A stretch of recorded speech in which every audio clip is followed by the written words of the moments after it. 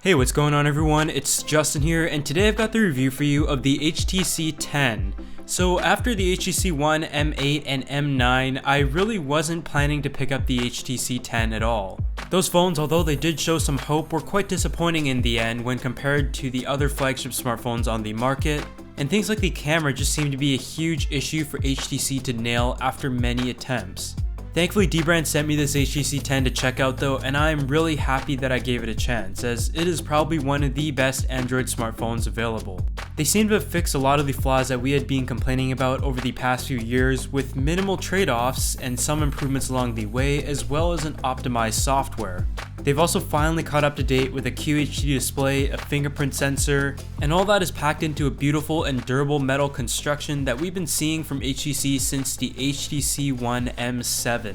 The device itself looks very clean, and in the past we were used to having dual front-facing boom sound speakers, but that is one of the trade-offs this year. You instead have the speaker located on the bottom, which is still pretty high quality, and you also have a tweeter located on the top bar. On the bottom you may notice a fingerprint sensor, which is wide and very responsive, and a really good thing to see.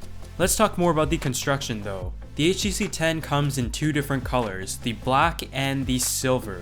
Both of them look really good, and I personally can't decide which one I like more. I personally didn't like the design of the M9 and its brushed metal finish, so it's nice that this year they have gone to a uniform and clean finish with the metal. The device itself in terms of size feels great in the hand, coming in at 5.74 inches tall and 2.83 inches wide, so I think the size is a good median when you compare it to other phones on the market, but it does lean towards the large side, which is something that I enjoy.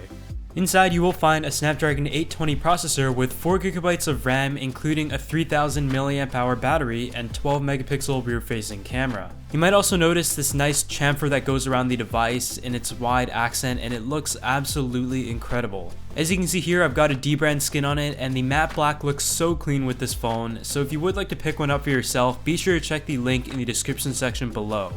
On the top, you're going to find your headphone jack, which is located in the middle, and I'm personally not a huge fan of that, but I guess it looks uniform. But it does provide 24-bit high-res audio, which is great to see. One thing you will be missing though is an IR blaster, but I'm personally fine with that as I've never used it on any smartphone that had it. On the side, you will also find your volume rockers and your power switch, and although they are slightly more separated than on the M9, I still wish that they put them on different sides, and they are also a little bit stiff for my liking.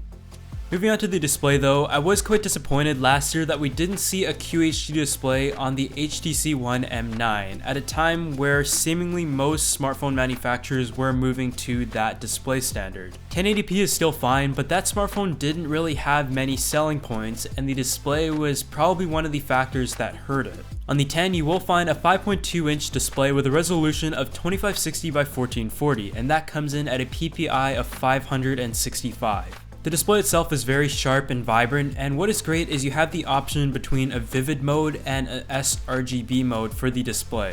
The vivid mode is, as you would expect, more vivid, and colors just pop a little bit better, and that is the mode that you are seeing here. And if you're watching movies and videos, it brings a very incredible experience. On the other hand, if you find the colors too vibrant and just pop a little bit too much, or you're a photo editor and wants to edit the colors of a photo on the smartphone, for example using VSCO, that is probably the mode you want to be in, as the colors will be more true to life. Moving on to the software, the HTC 10 ships with Android 6.0.1 Marshmallow with the HTC Sense UI. HTC Sense UI has been something that I've really enjoyed dating all the way back to the M7. That was the first HTC smartphone I'd really had a chance to test out. What I really liked is that it always retained a clean and simple interface. It kept things very simple, the icons looked great, and it just didn't feel as busy as if you would compare it to a smartphone like the Samsung Galaxy S7's UI or the LG G5. What HTC has done though is teamed up with Google to provide the best experience in the software. Using Samsung as an example, a lot of times you may find two versions of an application that does the same thing. For example, a Samsung calendar and a Google calendar, etc. But in this case, there are no duplicates, and you just don't feel the clutter that you may be used to if you're coming from any other Android smartphone other than stock Android. On the left side of the menu, you will find your newsfeed, and I'm not really a big fan of it, so I won't be using this much. Sliding down from the top menu though, you have your quick toggle settings, and as you may have noticed by now, a lot of this is much based on stock Android, which is awesome. Stock Android is not perfect in any way, and I think HTC has done a good balance in terms of integrating stock Android while making improvements where they feel they should. I just have so many good things to say about the minimalist and clean looking interface, and you also have the option to personalize it to a certain theme if you would like, but I like the default theme, so I have left it of that as of late. As you would expect, the device is very snappy, and I didn't experience any app crashes or lag in the week I used it. When it comes to the camera app, I mean, it looks okay. I'm not the biggest fan of it, but it gets the job done, and everything is relatively easy to access. So the camera has definitely been something that HTC has struggled to figure out in the past few years.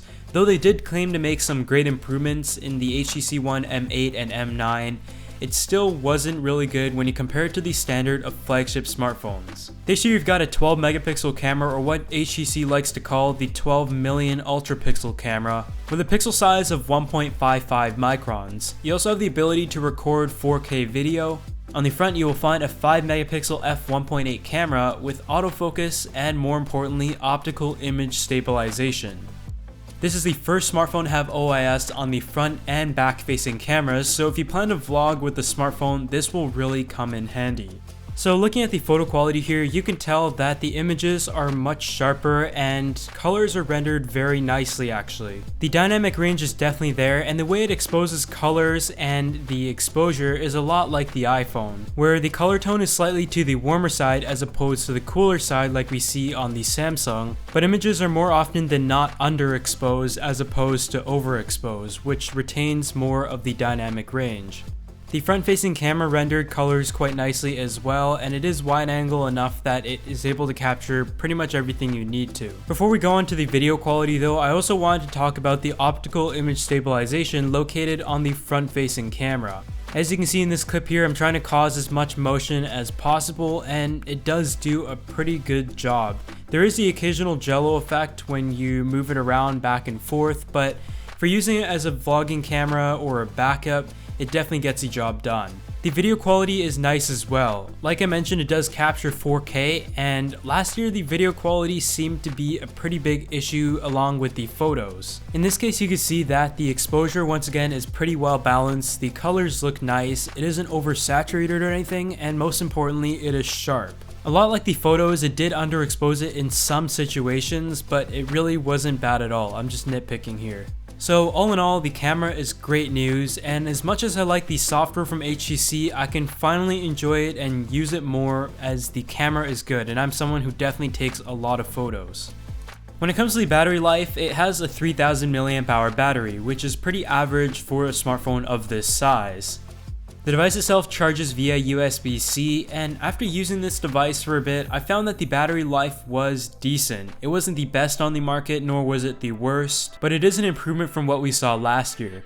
I was more or less able to get through about a day on moderate use, but you do also have the option to use the battery saving modes that they have provided, including the power optimizer and the extreme power saving mode.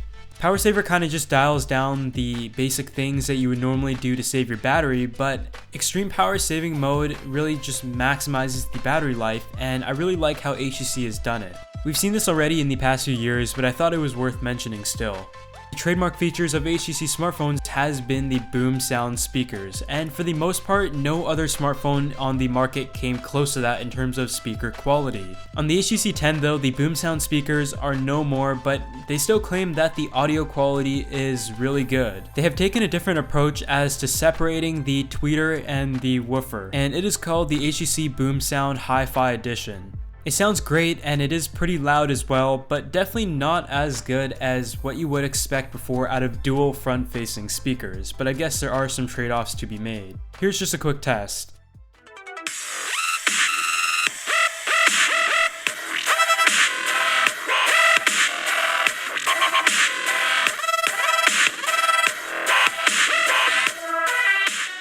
But that pretty much wraps it up for my review of the HTC 10, and I have to say there really aren't that many complaints at all. This is definitely one of my favorite smartphones right now, and I plan to purchase one for myself to use alongside my Samsung Galaxy S7 Edge. That being said, if you are planning to purchase a smartphone right now, the top contenders are going to be the Nexus 6P if you enjoy a larger smartphone, the Samsung Galaxy S7 Edge, and the HTC 10. Samsung's S7 Edge is unique and you are going to have to enjoy the design to go with that, so I would say that the HTC 10 would be considered a safe bet for anyone. Other than that, thanks for watching this video and I'll see you all in the next one.